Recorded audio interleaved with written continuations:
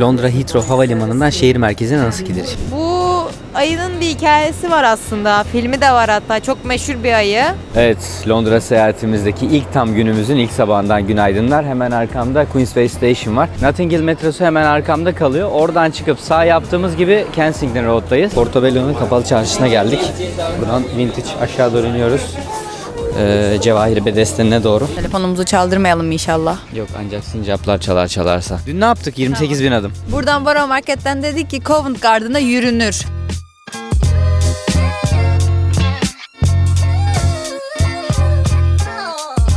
Bizim Londra uçuşları bir tık meşakkatli geçiyor. Aslanım gel yaklaş, mikrofon burada. Londra'dan son döndüğümüzde birisi uçaktan inmek istemişti. Hatta önce uçakta teknik bir problem olmuştu. Ondan sonra biri uçaktan inmek istemişti. Kaç saat rötar yemiştik? Bayağı uzun. Şimdi ne oldu?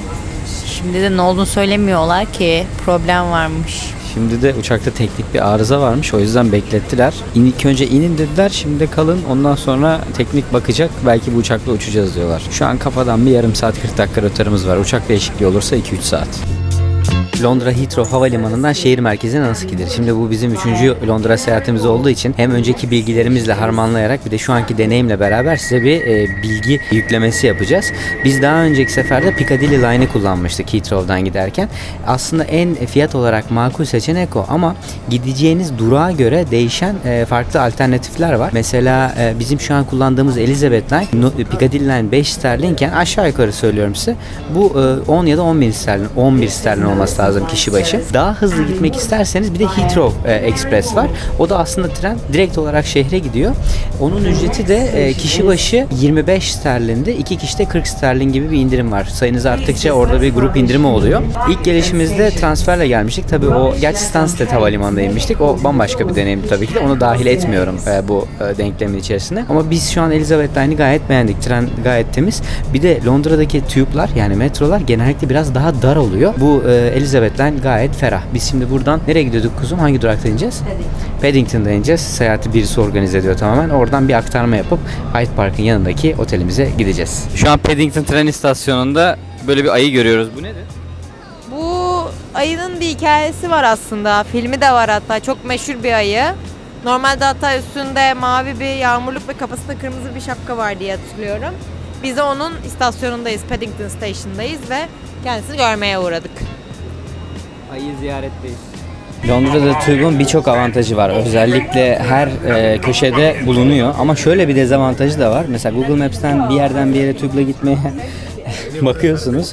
10 dakika gösteriyor. Ama inanılmaz fazla teknik arıza var. Şu an mesela 2 duraktır böyle bekliyoruz. Bir de gerçekten şu an inanılmaz bir klima basmışlar. Bayağı terledik. 10 dakikalık yere 10 dakikadır bekliyoruz şu an. Piccadilly Circus meydanı tam böyle Taksim meydanı gibi yani. Bir tarafı böyle Soho'ya çıkıyor. Bambaşka bir dünya. Bir tarafı bambaşka bir dünyaya çıkıyor. Meydan daha böyle bir hengame. O hengamenin ortasında Boots diye bir mekan var. Daha doğrusu bir bina var. Böyle eczanesi var. İşte ne bileyim kozmetik dükkanı. Arkamda food and drink alanı var. Her şey var. L'Oreal Paris'in cilt ürünleri varmış. Şimdi saç wax'ı arıyoruz bu arada. Ben wax almadım. O yüzden wax almaya girdik. Evet, Londra seyahatimizdeki ilk tam günümüzün ilk sabahından günaydınlar. Hemen arkamda Queensway Station var. Biz dün aynı zamanda akşam otelimize gelirken yine bu caddede metroda indik ama az ilerideki Bayswater metro istasyonu kullanmıştık. Farklı bir hattı. Otelimiz de hemen arkamda görmüş olduğunuz bu binanın bir arka paralelinde yer alıyor. Odamız çok ufak. Ben rezervasyon yaparken zaten bunu göze alarak yaptım. Çünkü odaya sadece gece uyumaya girip sabahta çıkacağımız için konumu çok güzel, tarihi bir bina olsun istedim. Ama odanın boyutu çok da önemli değildi benim için. Bu sabah biz ne yapacağız? Otelin kahvaltısını kullanmayalım, orada yemek yemeyelim dedik. Pret a manger var zaten Londra'da her köşe başında, her metro istasyonunda görebildiğiniz. Fiyatları da gayet makul bir, ne diyeyim, kafe gibi bir şey. Aynı zamanda içinde meyve vesaire falan da bulabiliyorsunuz. Biz burada kahvaltımızı alıp take-away şekilde arkamızda hemen Hyde Park var. Otelimiz zaten hemen Hyde Park'ın yanında, hava çok güzel olduğu için sabahları da yürüyüş yaparız diye seçtik. Şimdi kahvaltı sonrası Hyde Park'ta yürüyüş yapıp oradan da Portobello Market'e. Bugün cumartesi, Portobello Market'in ve Notting Hill'in en hareketli olduğu gün. Dolayısıyla bugünü birazcık öyle geçeceğiz. Akşam da arkadaşlarımızla buluşacağız. Bakalım bir pret a manger'in içine.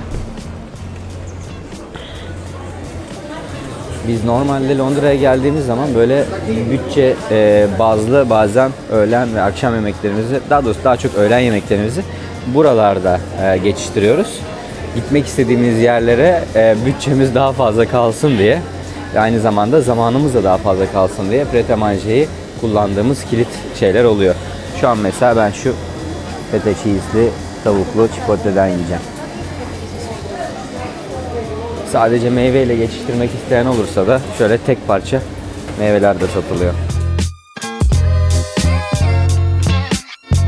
Şu arkadaki güzel yeni binanın hemen arkasında bizim otelimiz. Hyde Park'a oradan giriş yaptıktan sonra hemen Famous Five, Hyde Park'ın meşhur beşli bir ağacı varmış. 150 yaşından daha yüksek bir ömre sahipler ve özel bir bakım gerektirdiği için böyle etrafını sarmışlar. İçeride bir sincap var, arkada bir golden koşturuyor. Rüya gibi bir ortam.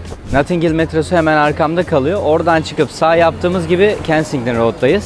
Şu an Kensington Road'un dış görünüşünü göstermek istiyorum size. Birisi de böyle bir ikinci el mağazasına girdi. İçerisi çok kalabalık. İçeriye giremiyorum ama vitrinini göstereyim size. Herhalde orijinalinden var. Tom Ford mesela. Şöyle bir trench coat.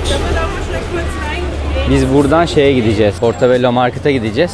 Portobello Market'a da cumartesi günleri Kensington Road'u, yani bu caddeyi kullanarak giderseniz daha keyifli bir deneyim yaşayabilirsiniz ki zaten kalabalığı görüyorsunuz. Ciddi bir kalabalık var. Kensington Road'u daha çok böyle insanların bir fotoğraf çekmeye geldiği, ikinci el hem ev dekorasyonu hem de kıyafet anlamında ürünler satan bir mağazalar caddesi olduğunu, birkaç tane kafe var. Birsu'nun geçen bana söylediği bir kahvaltı mekanı vardı. Cheeky Scone diye. Ama daha çok böyle karbonhidrat ağırlıklı bir kahvaltı alanı. Şimdi tesadüf onu gördüm karşımda. Hemen şu sarı ve mavi duvarlı binadan bahsediyorum. Güzel, fena değil. Biz şu an alışveriş yapmadık buradan. Bu arada biz daha önce buraya birisiyle gelmiştik ama birisi ölesiye hastaydı. Hatırlamıyor bile nereye geldiğimizi. Şimdi hatırlamadığı için sıfırdan bir daha giriyoruz bazı mağazalara. Kensington Road'daki o ikinci el mağazasına birisi girmişti. Ben sandım kendisine bir şey bakıyor. Meğersem bana bir tane ikinci el Barber mont bakıyormuş. Fiyatlardan bahsedeyim size. Orijinalleri 270-300 sterlin arasında değişiyordu değil mi? Tabi modelden modele değişir. 250-300 arası. Burada 175 sterline bir tane vardı. Şu anki fiyatı işte 7800 lira falan yapıyor herhalde. Yani zaten fiyatlar birbirine yakın ama seçenek bol. Bir de bu turistik bir cadde. Belki buranın daha uygun fiyata satan ikinci elci bulursanız İngiliz markalarında çok daha uygun rakamlar yakalanabilir. Her ne kadar Karaköy balık pazarından sanki balık almışım gibi torbalamış olsalar da çok güzel bir dünya küresi aldık. Zaten uzun zamandır almayı düşünüyorduk. Normalde daha büyük bir şey almayı düşünüyorduk ama böyle bir yerden anısı olsun diye alalım dedik. Biz şimdi atkı bakmaya gitti. Benim de harita merakım var. Şu arkadaki dükkana gidiyorum, Portobello Road'da.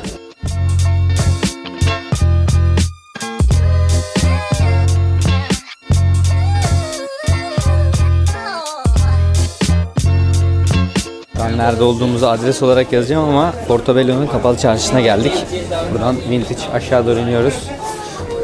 Cevahir Bedesten'e doğru. Tam adresi yazacağım ama size. Şöyle bir mekan var.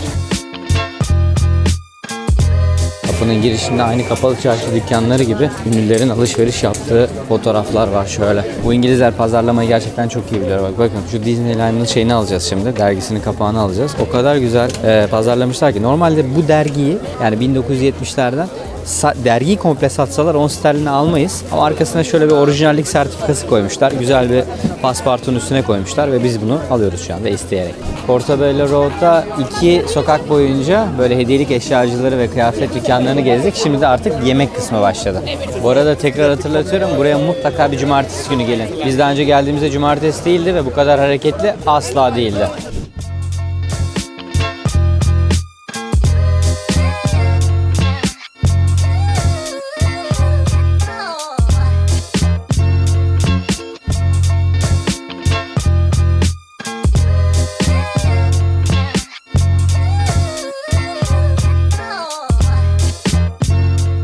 Bu arada Parsons'a bir tavsiye üzerine geldik. Mekanın içi de gayet güzel. Orta tarafta bir bar var. Şarapları 500'lük yani 50'lik kendi şişelerinde servis ediyorlar. Çok küçük.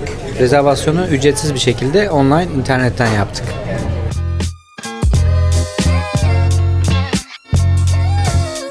Bu da meşhur pie.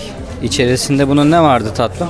Hatırlıyor musun? Ben hatırlamıyorum. Şu an ikimiz de unuttuk. Bir takım balık mahsulleri, kabuklular. Aynen, bu da Cem salat diye geçiyor. Şimdi yazarız bunun içinde ne var diye. Ama senden bir düşünce alalım. Tamam, okey.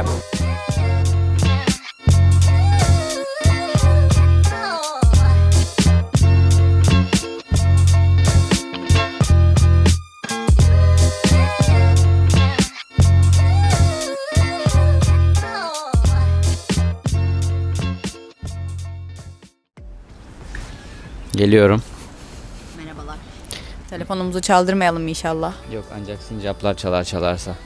Dün ne yaptık? 28 bin adım. Dün ilk olarak uyandık. Hyde Park'ta bir yürüyüş yaptık. Sonra ben üşüdüğüm için birazcık üşüyen bir bünyeye sahibim. 2 dakika otele uğradık. Üstümüzü değiştirdik. Sonra bir kahvaltıcı arkadaşlarımızın yanına uğradık. Sunday in Brooklyn diye. Notting Hill'e giderken. Evet, yakındı. Sonra oradan otobüsle deneyimlemek istiyorduk. Çift katlı otobüslerle High Kensington'a geçtik otobüsle. Çok yakındı zaten, 2 durakta gittik. Yani otobüs geliyordu, önümüzde gördük diye bir anda bindik. Orada Decathlon'a falan Kos vardı. Öyle bir böyle mağazalar olan güzel bir cadde. Orada yürüdük.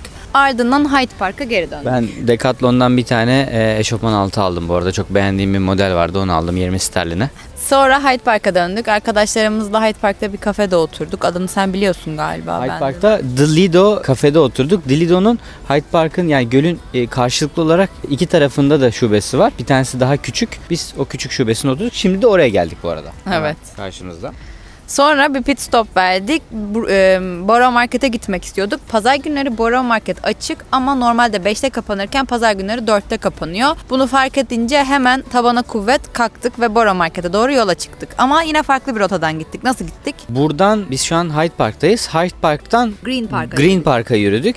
Mesafe aşağı yukarı 25 dakika. Hani biz neden öyle yaptık? Tek vesait gidelim diye. Çünkü Jubilee Line'a geçmemiz gerekiyordu. Biz tek vesait yapalım dedik. Havanın da tadını çıkaralım dedik. Buradan bir 25 dakika falan yürüdük. Sonra Jubilee Line'a Borough Market'e gittik. Orada zaten favorilerimiz vardı. Bu siz de bence her yerde görüyorsunuzdur. Bu mantarlı, trüf mantarlı risottoyu yedik. İşte yedik. Şampanyayla oyster yedik. İstiridye yedik. Birazcık orada takıldık. Hatta biz krep de istedik tatlı. Onu da bulduk. Onu da yedik. 3 bis diye bir yer vardı ama ben krebini aşırı beğenmedim. Bu arada hem aynen daha önce söyledim ama Londra gezilecek yerler planınızı yapmak için benim Augusto'daki yazıma mutlaka uğrayın. Ya bu video birazcık daha bizim için keyif oldu. Bir de benim Instagram'da daha önce paylaştığım hani hem British Museum özelinde paylaştığım yazı ve farklı müzeler hakkındaki gönderilerime ulaşabilirsiniz. Ondan sonra ne yaptık akşam? Tabii burada bitmedi çünkü 27 adım. Evet. 27 bin adım dile kolay. Buradan Borough Market'ten dedik ki Covent Garden'a yürünür. Hem London Eye'ı görürüz hem o ünlü bir köprü var London Eye'ı ve Big Ben'i gördüğünüz oradan geçeriz diye. Gerçekten yürüdük. Bunu yaptık. Ama hava güzelken yapılır arkadaşlar. Yani dün Zordu. çünkü biz artık en son Covent Garden'a gittiğimizde böyle belimiz falan filan hafiften ağrıyordu yani. Ondan sonra orada bizim Nails Square miydi neydi? Adını tam Nails olarak Yard. Ama Nails önce Yard. TK Maxx'e Ha, uğradık TK'ye ve gittik. orada Şu an zaten bir kıyafetlerimizden takım belli. alışverişler yapıldı. Üstümdekini benim Barber'dan değil adını unuttuğum bir Irish bir marka var. Oradan aldım. Fiyatı inanılmaz uygundu. Yani Barber'a alternatif olarak benim üstümdekine bakabilirsiniz. TK farklı markaların ürünlerinin satıldığı bir mağaza. Boyner gibi bir Outlet şey. ürünleri Aynen outlet satıyor. ürünleri satılıyor. Aslında pahalı markaların ya da görece daha lüks diyeceğimiz markaların orada outlet tarafında ürünlerini bulabiliyorsunuz. Ama ciddi bir araştırma gerekiyor. Zaman işte böyle inanmışlık falan. ben- Kolay değil. Batu sayesinde 15 dakika içerisinde bir Columbia mont 90 sterline buldum. Bir de üstümdeki Barber'ı 35 sterline Belki buldum. Batu'nun- Ondan sonra TK'den sonra Tamam Nails Yard'a artık gittik. keyif. Evet Nails Yard'a gittik. O da böyle bir avlu gibi bir yerde Covent Garden'da. Güzel restoranlar Bir grup fotoğrafı var. çektirdik. Onu da videoya koyuyorum şu an. Orada da yine Sideways'ti sanırım. Öyle bir yerde oturduk. Şarap idi. Bence şarapçıydı. Hatta böyle farklı farklı şarapların bence pahalı şaraplarında kadehlerini bulmak mümkün. Yani hayatımda gördüğüm en uzun kadeh şarap listesi vardı. Fransa şarapları bir 10 sayfa kadar bir Fransa şarabı vardı ki bir su Galicia şarabı istedi. İspanya'nın bir bölgesi. Kadın şey dedi, listede yok ama Ben sana getireyim bende var hemen. dedi. Getirdi gerçekten. İçtiğimiz şarabı da şu an koyuyorum. Güzeldi o da gayet. Evet o da çok güzeldi. Orada şarap içtik, muhabbet ettik. Sonra Sonrasını eve hatırlıyor dönerken de küçük bir Five Guys günahı işlendi. Yani çok minik hemen hızlıca yattık uyuduk Aynen, sonra. ondan Yetti. sonra da aynen. Buradayız zaten. Aynen. İyi. Hadi görüşürüz.